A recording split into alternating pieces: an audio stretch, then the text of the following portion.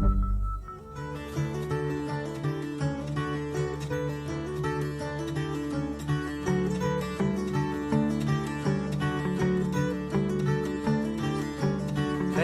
easy somewhere, shade across my mind. Thoughts that pass I cannot catch. I'll reach for you and find that I have come not to get burned out. Wind in the tree blows, even the sea knows. Tengan ustedes muy buen día, estimados observadores. Quiero hacer unas rápidas reflexiones respecto a una fecha que próximamente nos aborda y que será el 27 de septiembre de este 2021, fecha en la que se conmemora el bicentenario de la consumación de la independencia desde la perspectiva, por supuesto, de los consumadores.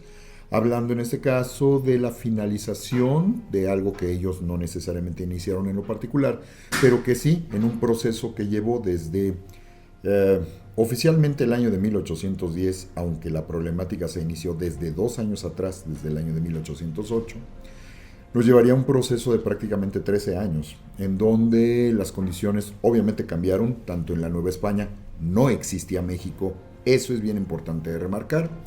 Y lo que se entendía como México es propiamente aquel que habita la parte central, la parte del altiplano, la parte dentro del altiplano además, referida a lo que era el viejo islote, lo que fue la vieja ciudad de México Tenochtitlan, y que eso es lo que se entendía como México, aunque poco a poco estaba empezando a surgir, sobre todo de parte de la conciencia criolla, fomentado en mucho también por algunos textos como el de Francisco Javier Clavijero, en el caso de su Historia Antigua de México, es padre del criollismo mexicano, y que comienzan ya a hablar con un nuevo sentido de ese concepto de lo que es tanto México como los mexicanos, ¿no? Pero que todavía no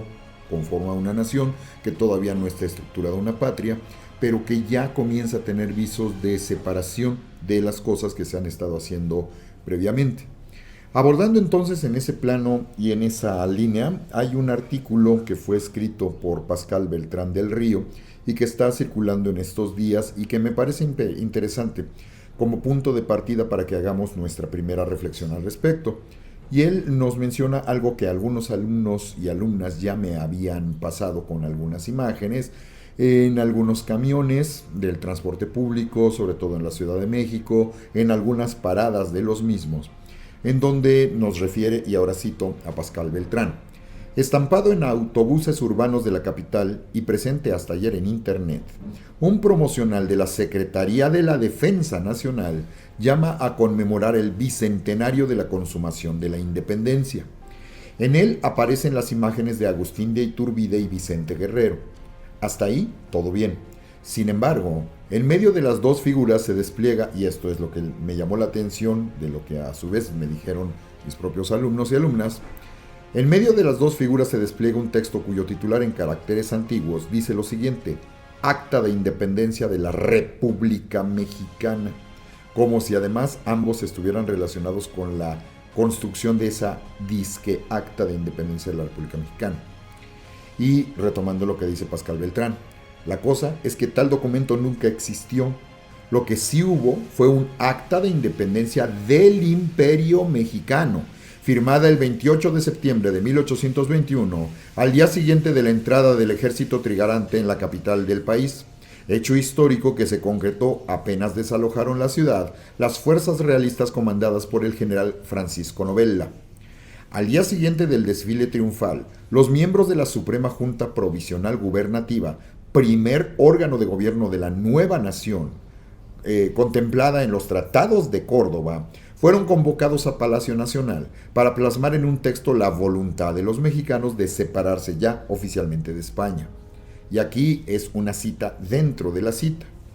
La nación mexicana, que por 300 años ni ha tenido voluntad propia ni libre uso de la voz, sale hoy de la opresión en que ha vivido. Fin de cita de la cita.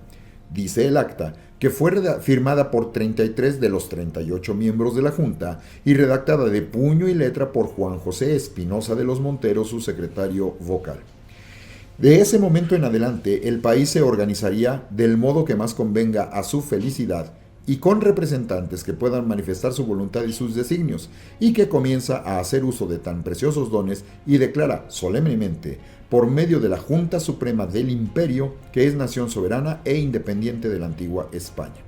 Ya después Beltrán del Río nos hace referencia a las copias que se hicieron, a dónde terminaron, una de ellas que terminó destruida, otra que había sido literalmente robada por el confesor de Maximiliano, del emperador Maximiliano, y que se devolvió hasta el año de 1961 y que actualmente tenemos en el Archivo General de la Nación. Y la pregunta muy válida que se hace Pascal Beltrán del Río: ¿de dónde habrá sacado la Sedena que existió un acta de independencia de la República Mexicana? Tal parece que de una versión apócrifa del original que circuló en forma de postal durante las fiestas del centenario del Grito de Independencia de 1910. Y aquí viene la otra pregunta y el planteamiento importante. Desconozco cómo se tomó la decisión de hacer referencia al bicentenario de la República, porque ahí está totalmente equivocado en lo histórico. Solo sé que esta comenzó a existir, cosa que es cierta, con la Constitución de 1824, promulgada en octubre de ese año, días antes de la toma de posesión de Guadalupe Victoria, primer presidente de México. Entonces, Pascal Beltrán hace referencia a que, bueno, pudiera haber sido un error. Nada más que ya se está haciendo costumbre que primero vienen los errores y después vienen las descalificaciones diciendo que no hubo ningún error, cuando a todas luces esto es cierto y no es la primera vez que esto pasa, o que se quiere estirar la información, como por ejemplo la supuesta y falsa fundación de la ciudad de México Tenochtitlan en el año de 1321, por otra serie de pretensiones políticas y por caprichos de algunos de los asesores y la aceptación por parte de algunos de los gobernantes, sobre todo del caso de la Ciudad de México en época contemporánea.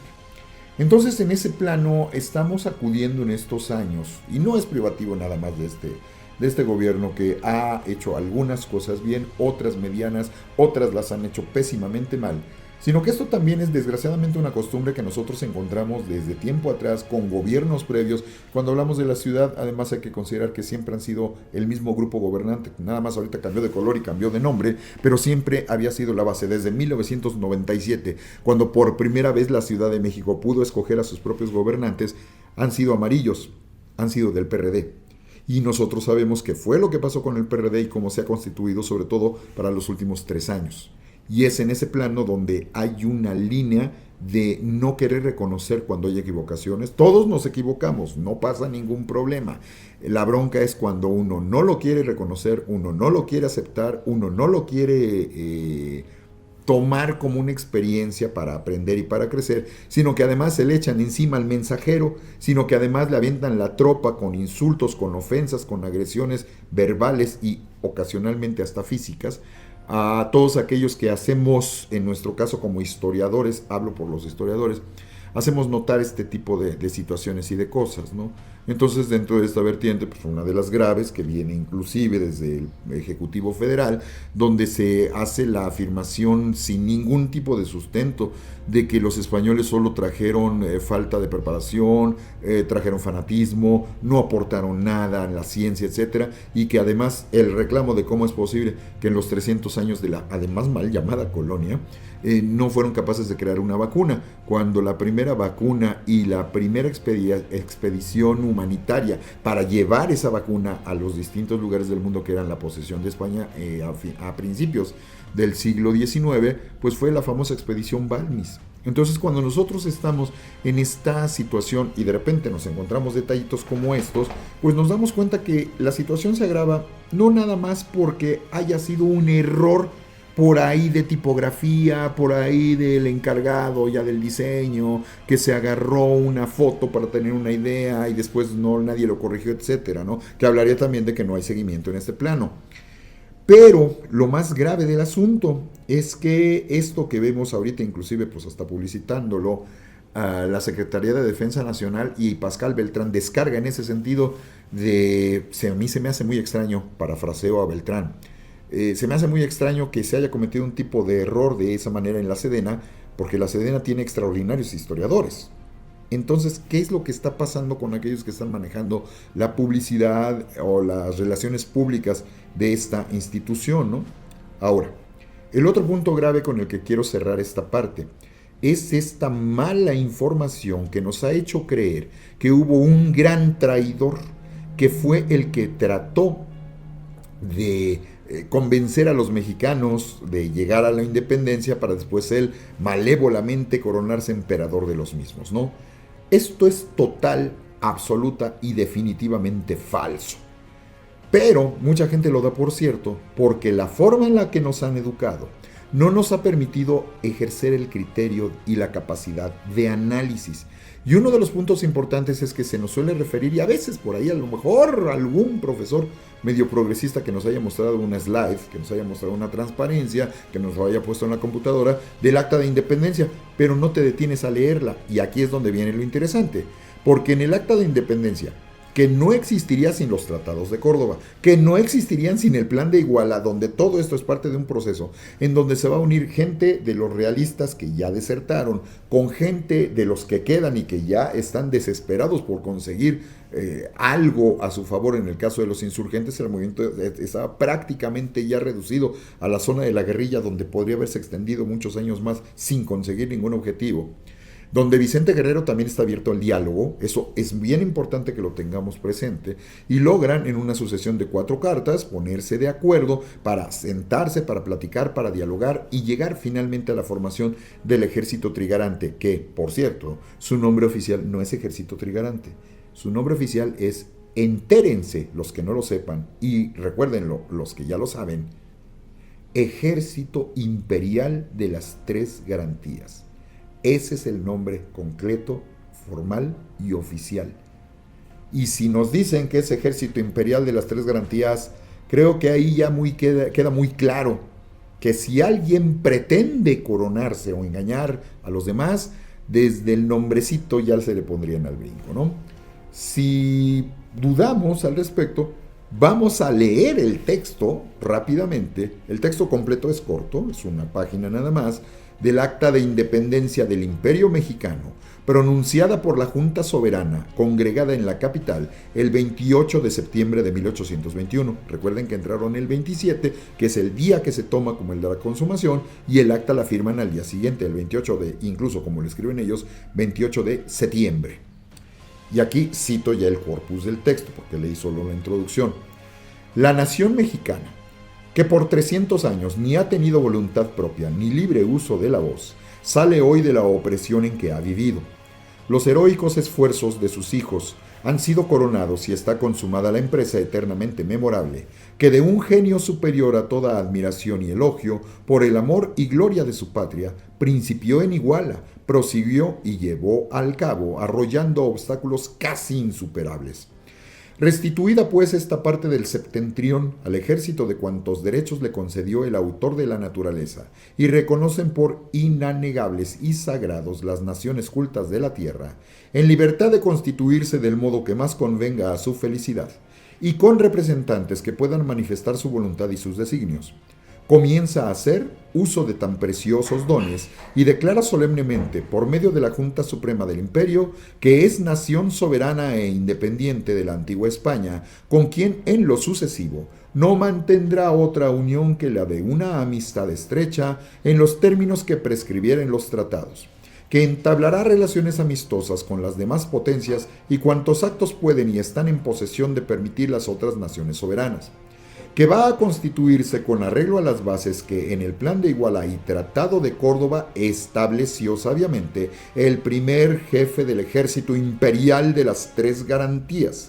y en fin que sostendrá a todo trance y con sacrificio de los haberes y vidas de sus individuos, si fuere necesario, esta solemne declaración hecha en la capital del Imperio a 28 de septiembre del año de 1821, primero de la independencia mexicana.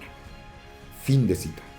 Eso es lo que dice el Acta de Independencia, y si nos fijamos, 3 ocasiones por lo menos hace referencia a que esto va a ser un imperio y que hay una junta soberana y que no va solo Agustín de Iturbide y se va a formar un congreso que va a contrapesar las decisiones del emperador. Tanto lo va a contrapesar que no van a poder avanzar ni el uno ni el otro, y esto va a llevar a que el emperador, después de que comienza una serie de pleitos intestinos, el emperador va a tener que abdicar, ¿sí? Y ese va a ser el efímero tiempo va a ser poco más de un año que va a durar el primer imperio mexicano. Y ese primer emperador, Agustín de Iturbide, va a tener que salir directamente hacia el exilio, ¿no? Desgraciadamente, cuando nosotros hablamos del proceso de la consumación, sí mencionamos, porque es un personaje innegablemente importante, la figura de Agustín de Iturbide, pero cuando hacemos la evaluación total, Agustín de Iturbide, la historiografía posterior, sobre todo de la República en adelante, lo ha catalogado como un personaje nefasto, como un personaje malévolo, como un personaje perverso, que es el villano perfecto para cuando queremos estructurar una narrativa del desarrollo de un país en ciernes. Y curiosamente uno de los enemigos que se van a convertir en superestrellas en su momento va a ser Antonio López de Santana, que después tomará su lugar como el gran villano. Pero esto no es cuestión de desarrollarlo en este momento, pero cuando uno revisa lo que está ocurriendo a detalle en las sucesivas reuniones de la Junta Suprema del Imperio, después la constitución del primer Congreso, etc., uno se da cuenta de cómo no solo es Agustín de Iturbide, sino el grupo de la gente que lo tiene como personaje central y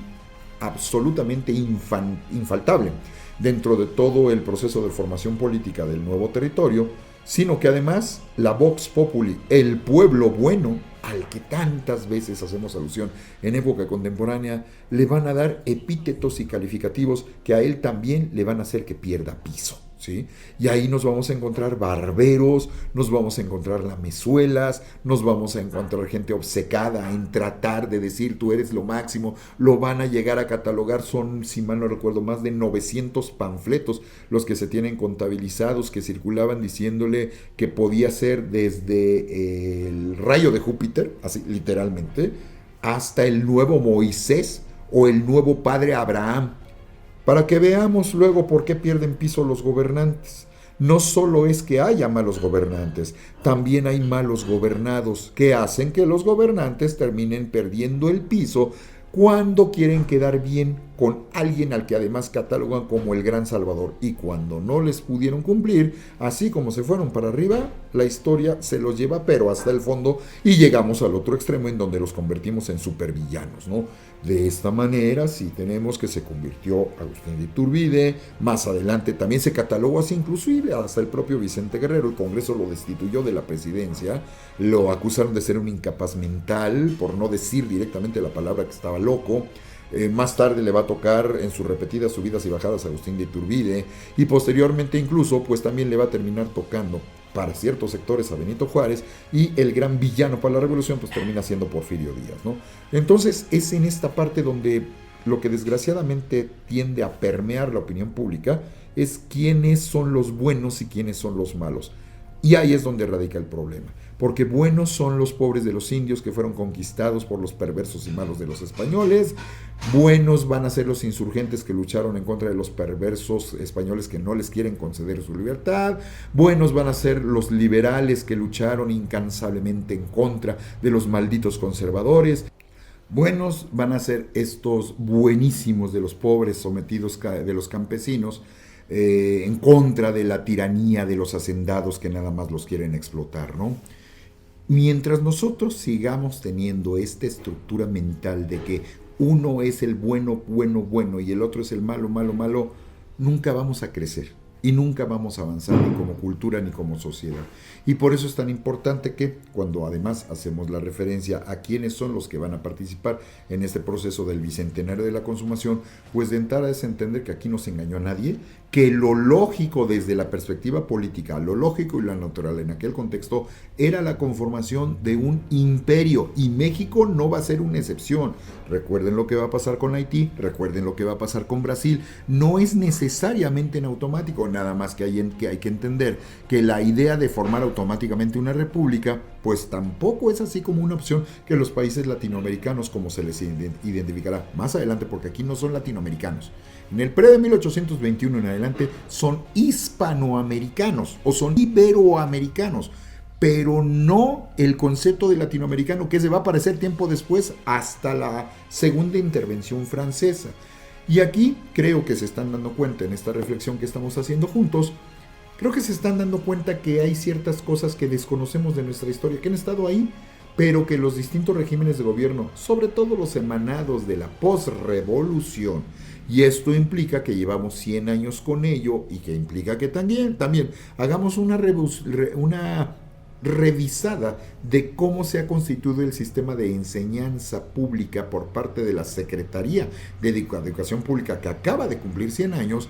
y darnos cuenta que es necesario darle una revisada y una reestructurada por completo. Y la base fundamental de la revisión de lo que representa y significa el análisis histórico, pues debe tomar una parte fundamental para que no nos quieran ver la cara y no nos quieran engañar, estirando a conveniencia para conseguir la manipulación que ciertos gobernantes en ciertos momentos a lo largo de la historia han querido hacer con nuestras culturas y nuestra sociedad. Entonces, yo creo que sí sería además bien importante que cuando puedan le den una revisada, además a quienes fueron los que firmaron el Acta de Independencia, y se den cuenta que de repente cuando se hacen cierto tipo de reflexiones, como ahora que se cumplieron los